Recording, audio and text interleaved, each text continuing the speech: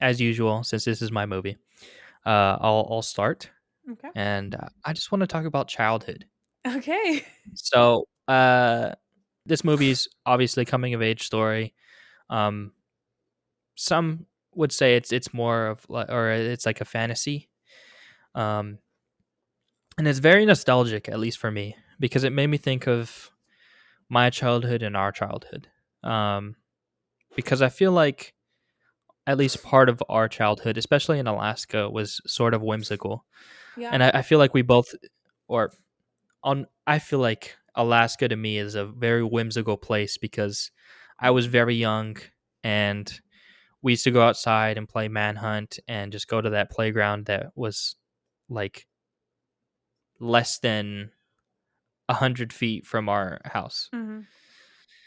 So I just want to investigate our childhood in Alaska and a little bit of San Antonio because I you were a little bit older in San Antonio, but I was still relatively young, so I did adventure in our neighborhood. But what do you remember from Alaska? What was your favorite childhood memory from? I should have said this beforehand, given you some, but I'll go first. I Okay. remember honestly probably just the snow days the most Hmm. because I mean obviously there's going to be a lot of snow in Alaska, but there was that hill at the edge of our um, street, I guess, Hmm. and we just always go sledding there. I learned how to snowboard there. I remember thinking that was like Shaun White because I had a lot of Shaun White clothes. That was a lot I of fun.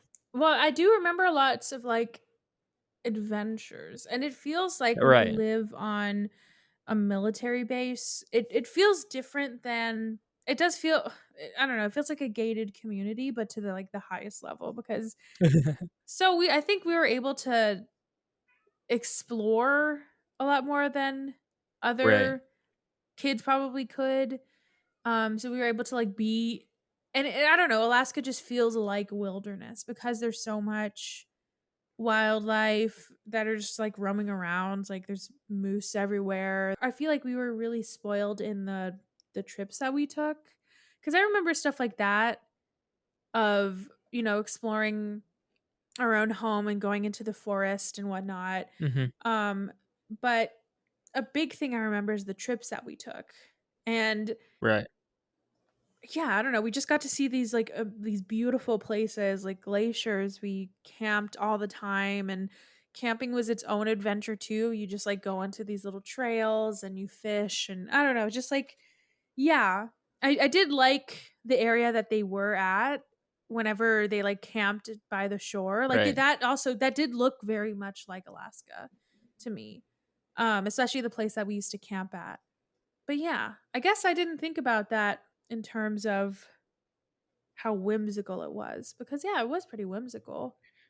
Yeah. I don't have When I the think same of whimsy about San Antonio, so I'm curious no, to see no, no, what you yeah, think I was about gonna that. say, like, to me, Alaska is very much like Moonrise Kingdom is Alaska for me, and I think that's Okay. why I like this movie so much is because it reminds me of like all the dumb stuff that we do. This makes me like it a little bit more, especially because of the whole like I liked I did like this one scene where they're basically like taking it looks like they're taking inventory of all the stuff that they have and she's like showing him Right. all the books, and that's when you realize, I mean, you know that they're kids because they're obviously very young, but you're like, "Oh, she took books to run away. What an Yeah. idiot." Well, I don't know but that's the thing, I don't know if they were running away because it seemed like she was, like, gonna return. I don't know. Either way, it was just really funny to me that they, like, had this whole plan of that's what childhood is, I guess, where you, like, have this whole plan where you're like, "Well, I'm gonna run away, and I'm gonna bring all my books, and I'm gonna have my boyfriend," and, like, all these things, and I don't know, just, like, felt very silly. Yeah. I feel like every kid has that too, like, just Yeah. not necessarily gonna act on it like they did, but just wanting to run away and just to do your own thing. Yeah. And I think he did capture that really well. Oh, That yeah. childhood, like, energy. And all the kids that were in the movie were really good. I was very Oh, surprised yeah. that Lucas Hedges was in it. Lucas Hedges and also Jake Ryan. Yes.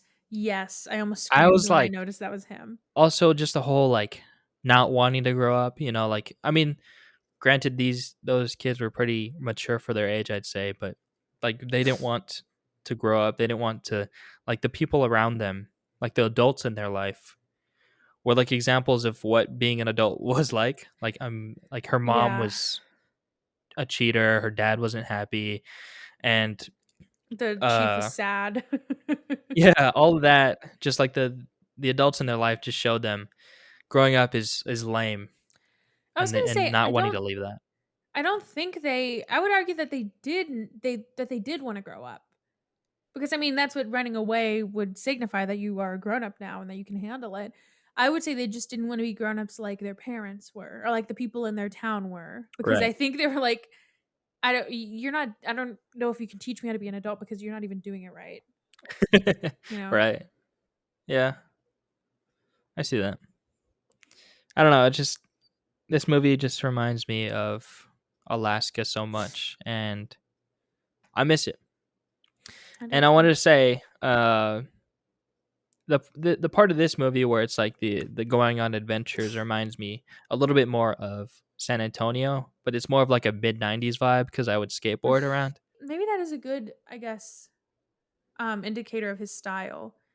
Is it's Well, that what I read is that people call it direct directing because everything is intentional, like the way he moves the camera, the costumes that people have, the movements they make, the like everything has a purpose. Yeah, that's actually a great transition to my next point, so we'll just go into it instead of Oh, alternating, okay. which is just Wes Anderson. Mhm. His style, his everything. I kind of broke it down into what is it, 5? We don't have to go through like in depth that many. Okay. But I think like yeah, like you were saying, his camera work is very it's almost like I mean it is direct in the way it's like the lateral movements um which are absolutely perfect and Mhm.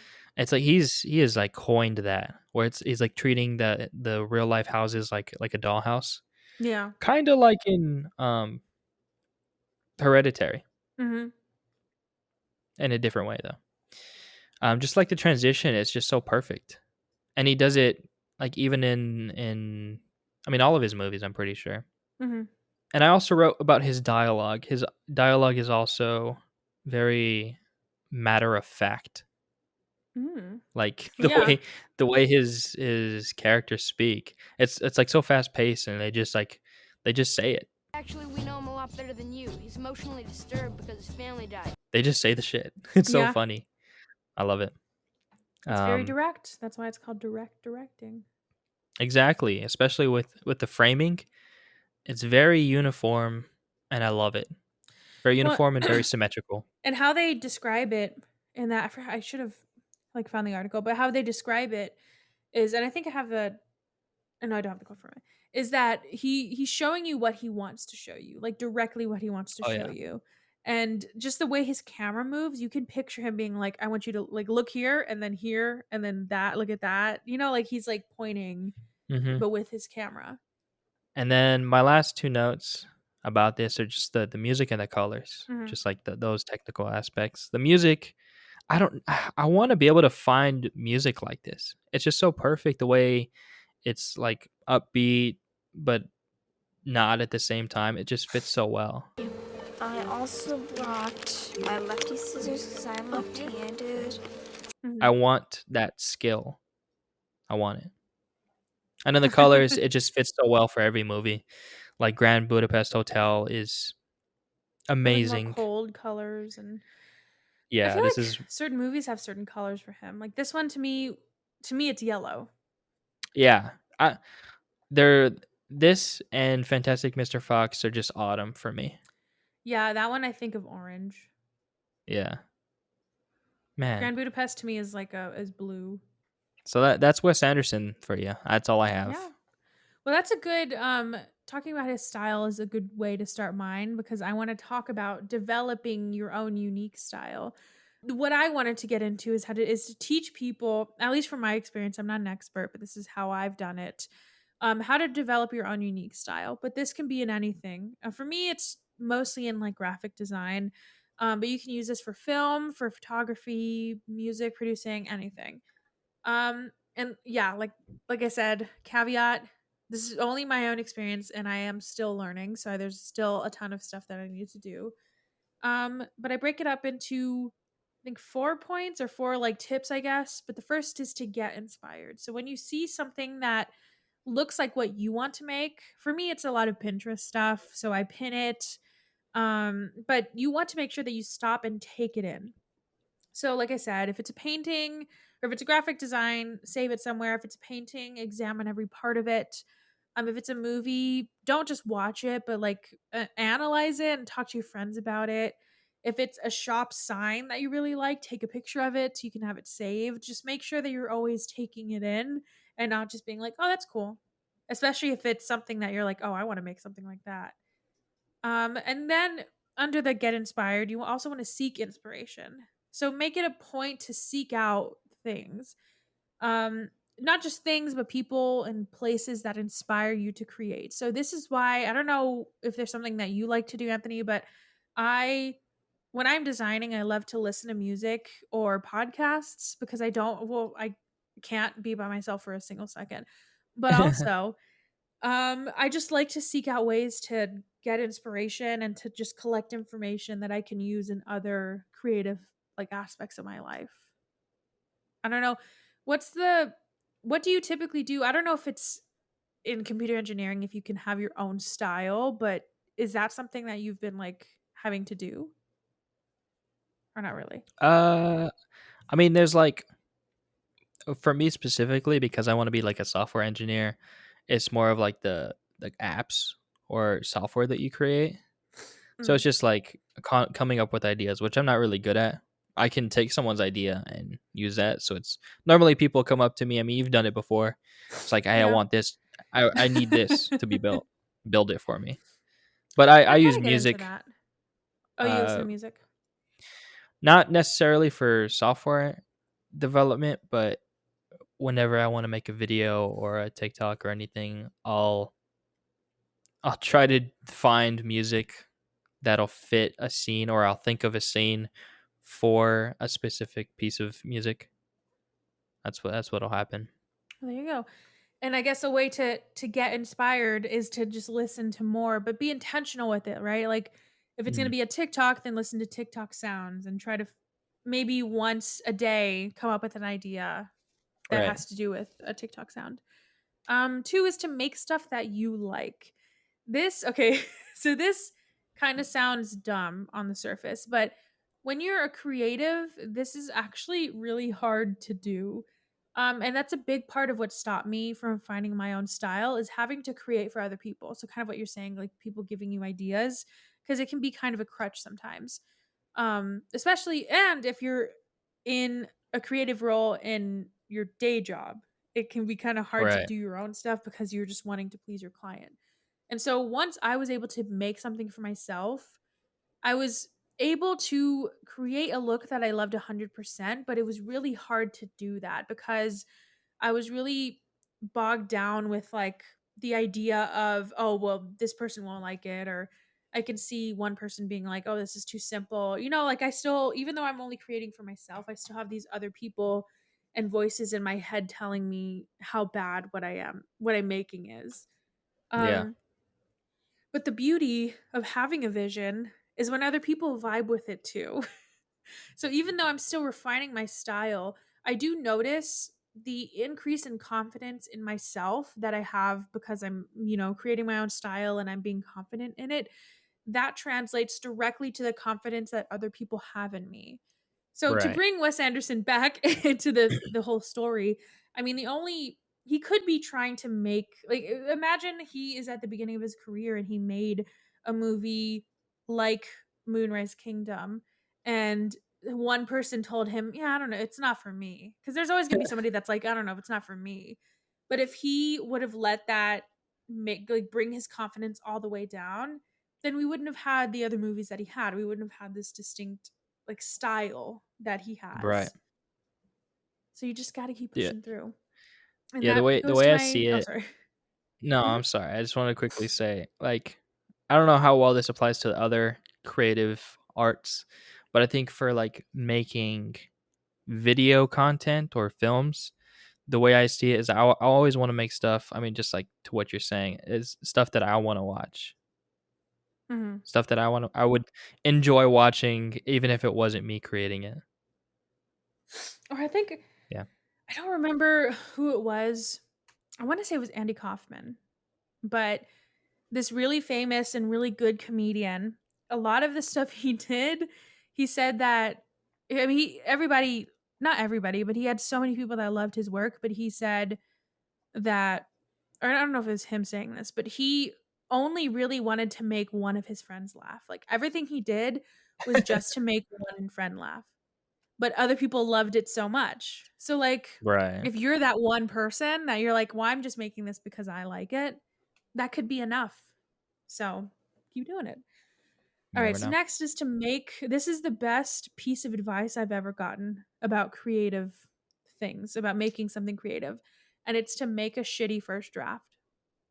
And my this was from my journalism professor in college, and she just basically taught us the importance of getting everything on the page no matter how terrible it is, because it's always her thing is a first draft is always going to be bad. It just is.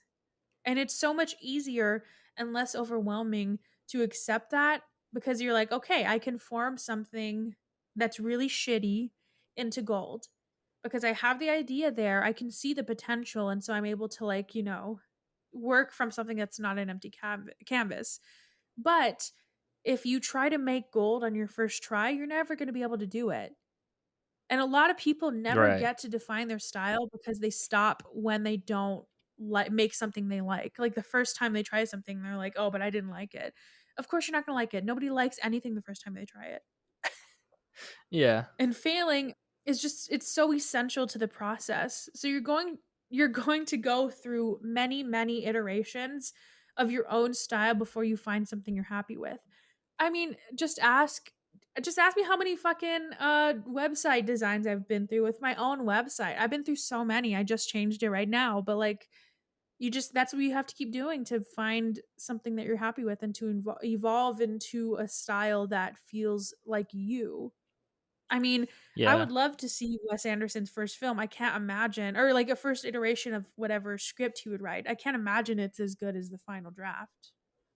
There's a Yes. wild way that Taika Waititi writes, or it's Oh I my don't know if you've god, heard of it's it, so chaotic. Yeah. where he like will write the first draft, he'll like leave it for 3 years or something, come back to it, read it, throw it away, rewrite it, and he does that like 5 times or something ridiculous. I mean, it's kind of it makes sense, but there's no way I could ever fucking do that. Just delete it. And I think he started out the interview. He was like, "I don't think anybody will like. Nobody's gonna like this." And I was like, "Yeah, you're right. I didn't like that. I hated it." And the last thing is to create constantly. The only way to know a style is uniquely yours is to practice it consistently in many forms. So for me, this is websites. That's the thing I'm trying to perfect now, but for other people. So they're all different, right? I have mine, I have like two other websites I'm working on. Um, but working through those with vastly different people, vastly different needs, and different personal styles, that I knew that my style worked because they worked for other people too. And so my distinct style was sustained through many different projects. And the way I'm bringing Wes Anderson into this is that his style, his unique direct directing, is maintained through many different kinds of stories and even stop motion. I mean, the fact that he could do what he did still with Fantastic Mr. Fox shows that he knows no matter what you throw at him, no matter what story, what mode, if he was going to do a fully animation movie, then he could still have his personal style and his personal taste. So you can still that's one thing I've been learning right now, and that's why I think this came up for me, is that I even like my style is very colorful and very simple is how I would describe mine. And I used to think like, oh well, nobody's gonna want to work with me because I only like that. But that's not true. Like I've had people ask me to do their sites, and I'm like, okay, but what do you want? And they're like, oh well, I like what you did for this person, so just do that. Like do the same thing but with these colors and this font and.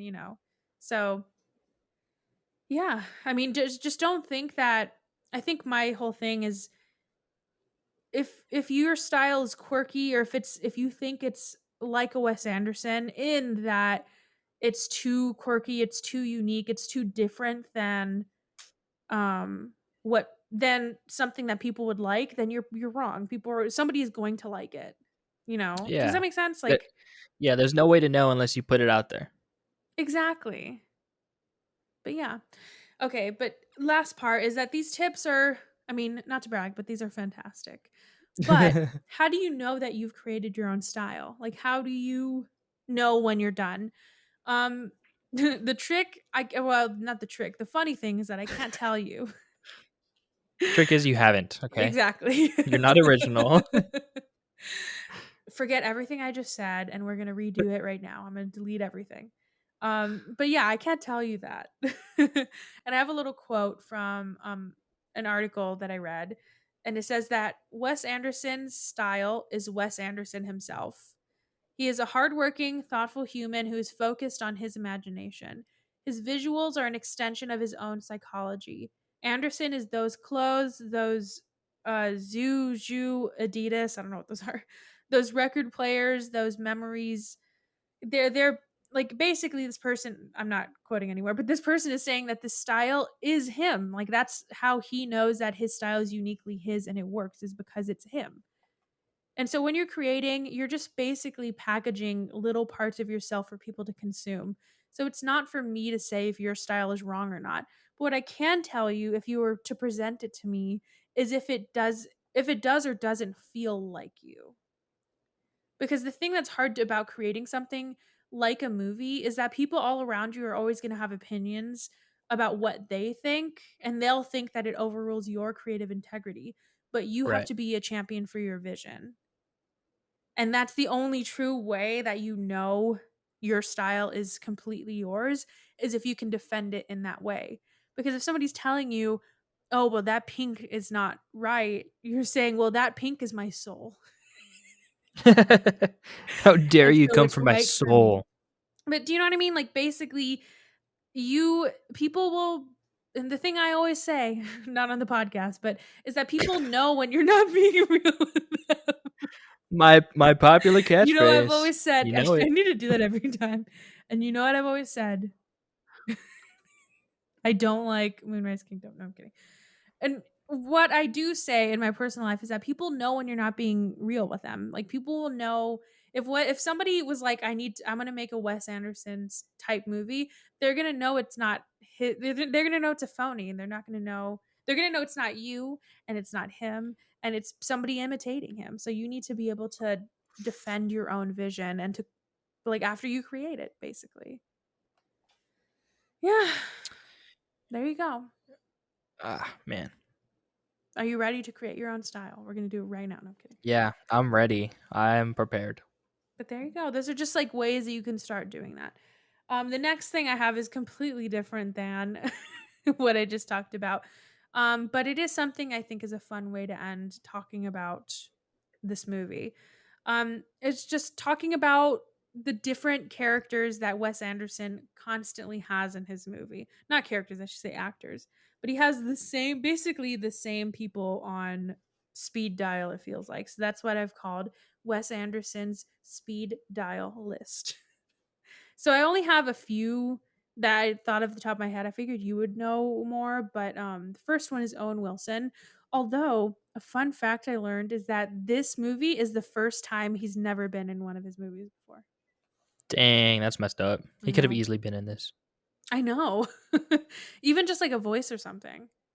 But Yeah. whatever. Bill Murray, obviously always in them. I think another one that is not in this movie, but is in his movies consistently, is Adrian Brody, Jason Schwartzman, Tilda Swinton. I couldn't think of anybody else, but those are the Edward main players. Norton, George Edward Clooney. Norton. Yep. There you go. Oh yeah, George Clooney. Hmm. And so what I thought we would do, and I hope you prepared for I this, did. but I wanted to create our own list of people that we would call every time we made a movie. If we were a director that made consistent movies every single year, and we had a list of, I chose 6. I think I told you 6, right? Yeah, I did 6. Okay, a list of 6 people, 6 actors that you know if you call them, they're gonna be like, "Yeah, I'll do whatever you need me to do." I Yeah, think I we can go had back and forth, so you go first. so I want to preface this by saying I kind of went a fun route. I don't know if I was a real actor if this would be my top 6. I would like this to be. Realistically, I don't know. I A lot of this is just like I thought it would be funny, you know? So, in no particular order, I just want to give what is it called? Like runner-ups, just Okay. one runner-up. Okay. Taika Waititi. He's kind of an actor. I mean, he's in his own movies, but I would love Yeah. for him not only to be, I feel like he would bring just so much humor to the movie, and he Yeah. would give me some sage advice as a director. This is not So part of your 6? no, it's part of my 6. Number 1 of my 6, Sterling K. Brown, Oh, okay. That's a good one. because he is good in a dramatic role. He's also he's a voice actor in Solar Opposites. I don't know if you've seen that. I have.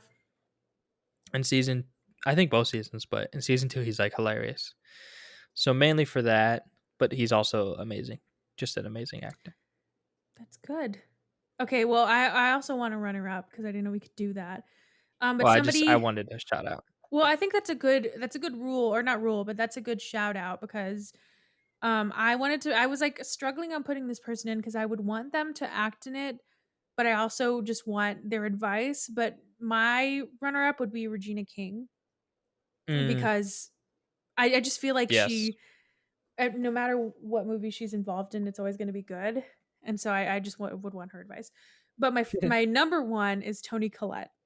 Mm, Because I think if I were to make a collection of movies, it would definitely be horror or at least be like creepy in some way.